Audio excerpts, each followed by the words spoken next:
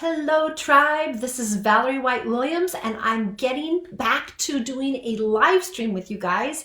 I understand it's fairly late for you guys on the East Coast, but hopefully if you guys can kind of come and join me here, and if not, you'll get to watch later. So today I would like to talk about what we need to bring back to our skill set. And these are skills that people used to know they had, but in our world today where we are looking at basically human meat suits walking around, we do not learn our spiritual skills, which are part of us. A lot of people think of people that have clairvoyant training or people who are psychic or they have mystical skills that they're special. And yes, there are some people that grew up in families with these skills, just like musicians have musical skills.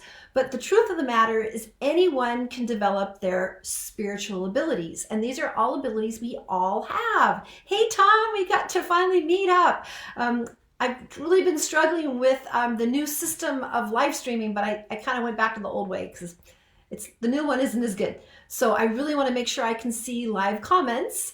So what I want to talk about today is some of my training that I experienced at the Washington Psychic Institute, which was kind of a new version of the Berkeley Psychic Institute. And that training has gone all over the world. Many graduates have created their own schools. And I'm really grateful for my training there. That happened in the late 80s, really. And it totally changed my life. It totally helped me get on the career path of I can create my reality. And I really had an amazing experience. And since then, it was very intense. And the whole training, it was based on what is kind of like, I call it energetic meditation. And the meditation kind of had some Qigong in it.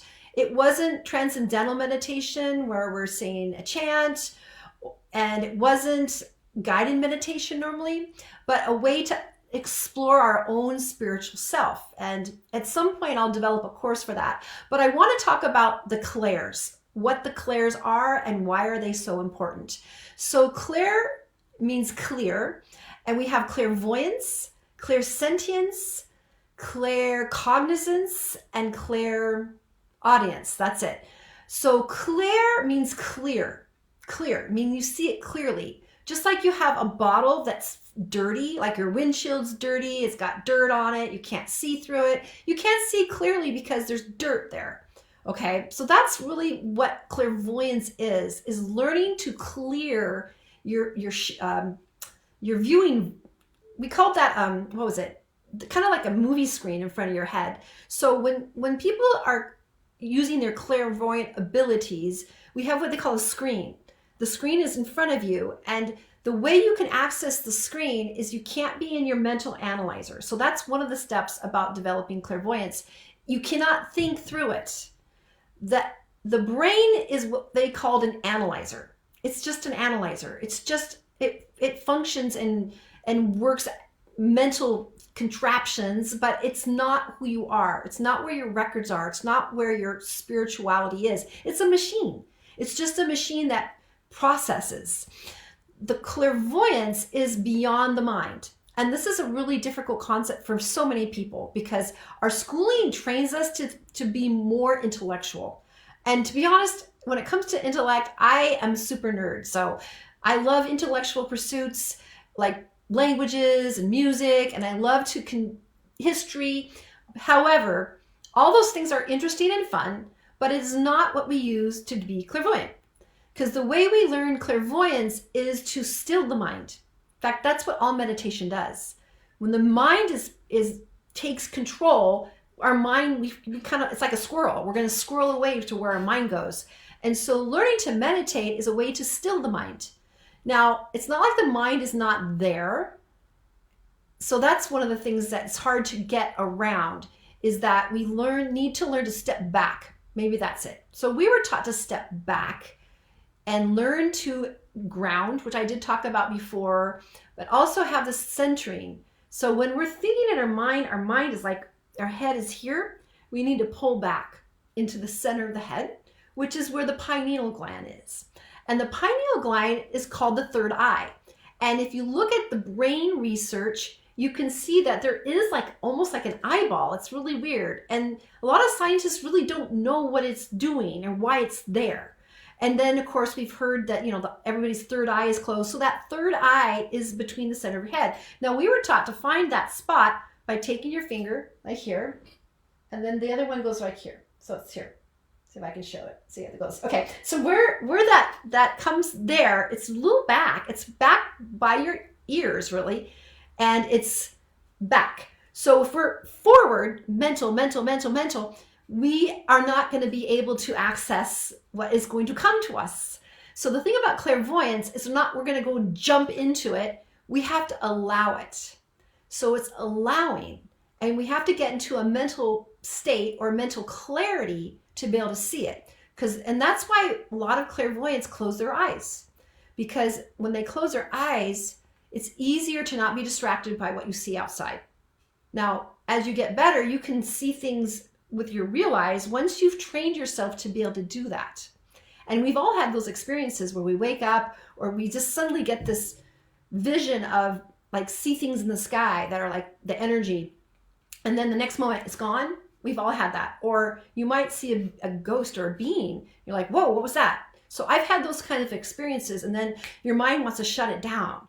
That's what happens. So when you learn clairvoyance, which means clear seeing.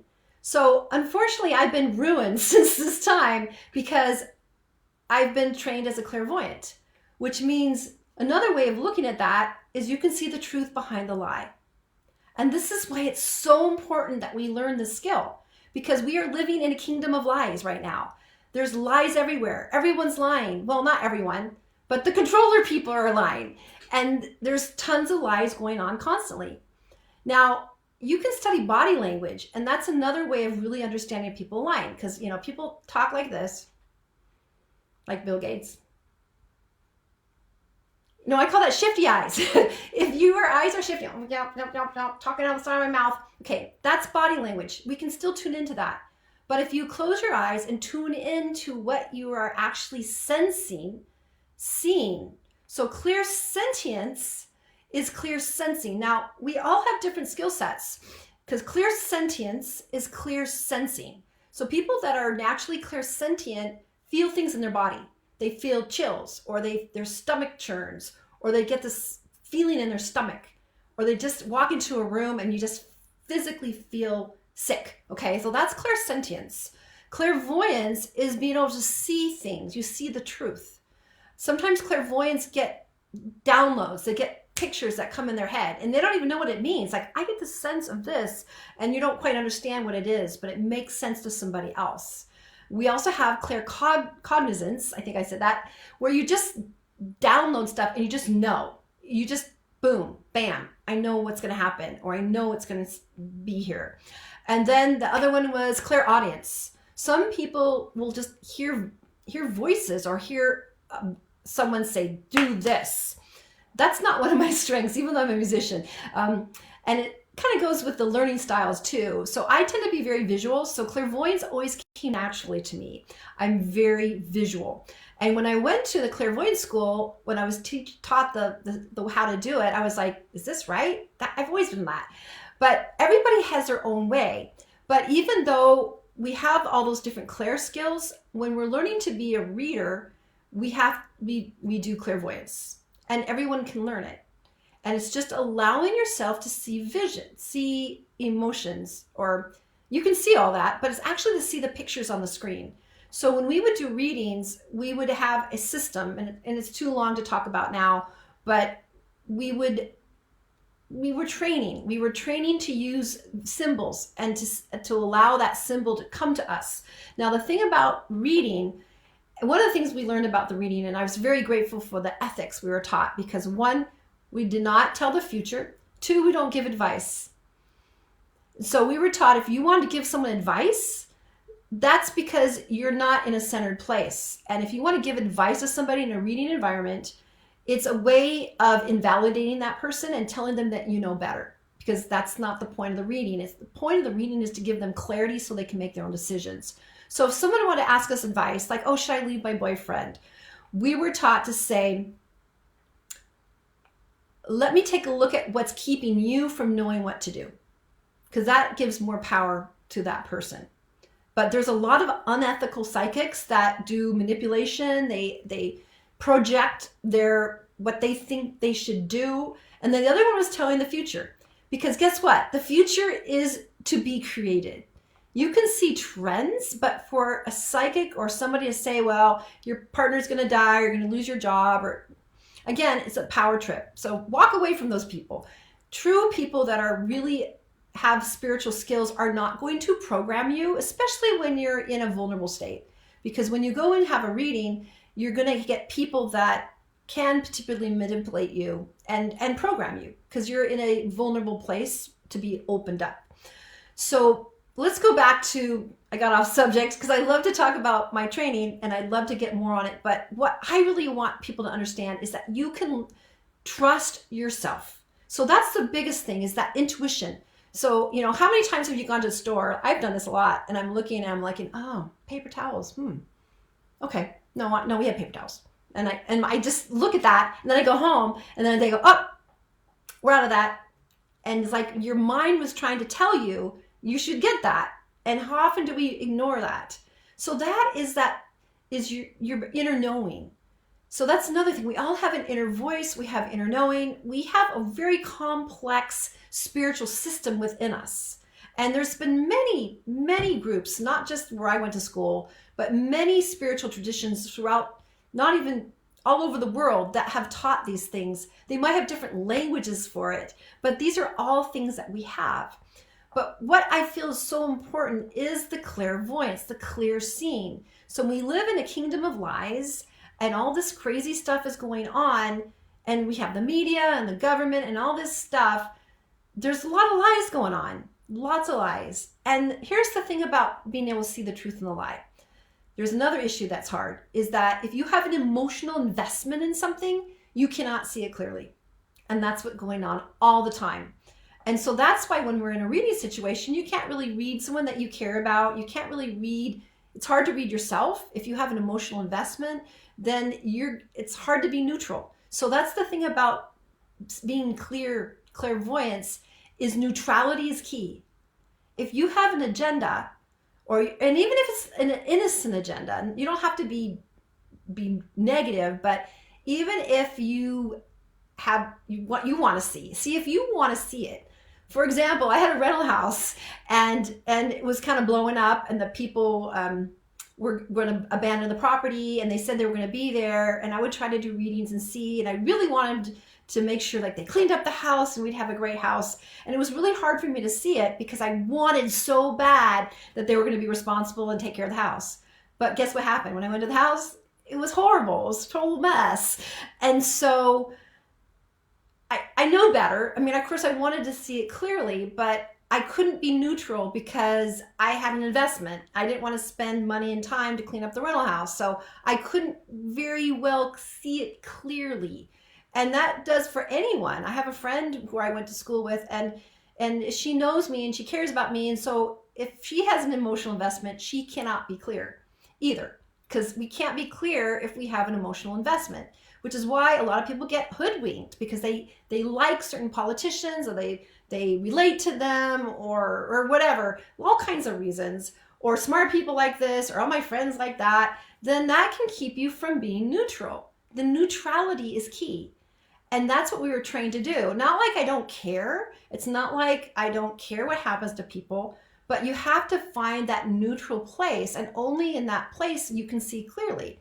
And again, that's what our culture is not supporting. We're encouraged to get really emotional and get dramatic and call names to people we don't agree with and stuff like that. That is not helping. That is not helping. And then we have to take a look at who's making those agendas to keep us at each other's throats. It's not helping. So learning the clairvoyance skills is good, and it's something you need to practice. Some people do it naturally, and some people don't know how to control it. But other times we have to foster that skill. It's like music and art. We all want to have the skills. There are skills to practice, and like scales. But then we want to take those skills and apply it to art. All right. So we need to practice the skills to allow us to create. But then the art, actually, where does it come from? It comes from inspiration. So then we're going to take that inspiration. So spiritual skills are likewise. We have to learn skills to quiet our mind. We need to learn to run our energies and to feel ourselves as an energetic being in a body. Not a body that has energy, but we are energetic beings. And also gain that neutrality. And there's skills, like you have a bad day and you had to read, you have to actually let go of the day. And we have other skills that we were taught to let go of things so we could be clear, to see what comes to us. Because when you do readings, the reader shows you the pictures they want to show you. And the reader has to interpret it and suggest it, in a very respectful way. But the clairvoyance skills are so important right now. And it's hard because everybody has biases, and we're all taught to have biases. We're all taught to have identification of our physical body, which is the worst thing to identify with. Sorry, we are not physical bodies. So anyone who's trying to make you identify with your physical body and that's who you are, that's not clairvoyance at all. There's an agenda there. And it's a tribal agenda, and it's getting people to fight against each other. We don't have to live that way, and we're not going to in the near future, because we are coming through this time. We are actually in the time where the world is going to shift, and we are the ones that have power to do that. So that's why I really want to get some more information and encourage you guys to sit with that and think that you do have skills. Yes, you are not your body. We are not our bodies at all. We have a body. That's what it is. We are eternal spiritual beings that have been around forever. We just decided to come into this reality for a reason. And the reason is because we're going to see this biggest change. It's going to be amazing. We're going to come through it. Right now it's crazy, but that's why the clairvoyance is so key. That's why the self-healing is key. That's why understanding yourself as an energetic being is key. And there are skills involved with that. And there's lots of ways to do it. This isn't the only way. In fact, anyone who says this is the one way to do it is lying. Again, it's another control drama. It's everywhere. So the control dramas, the agendas, learning to see through those agendas and claim neutrality so you can see the truth is good. Now, the truth, again, is not your mind. Thank you, Tom. It's not about your mind. It isn't at all. The mind can trick you so many times.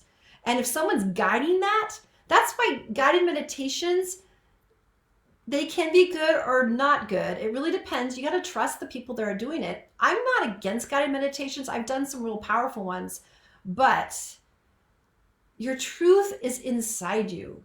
And that's like that. You've heard that a million times. The inside is you. How do you do that? You need to still the mind. And there are other ways. Some people look at mandalas.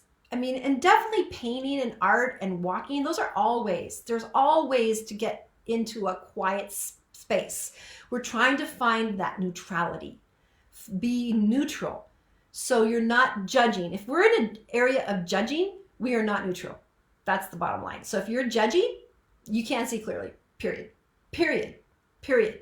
And that's what's going on the planet too, is everybody's judging everybody. But if we can gain that spiritual clarity, the clairvoyance, and it's something to practice. And I'd love to do more teaching on that, and eventually I will, but I have a whole list of things I want to teach. But I want to encourage you guys to take some time and just sit still and just clear your mind and see what comes up. And it might take a while for you just to take a breath. Focus on breathing. If it's a good foundation. In, out. And there's some other meditations that you can help visualize the cosmic energy coming in. I remember when I first learned that, I was like, wow, I could feel it instantly.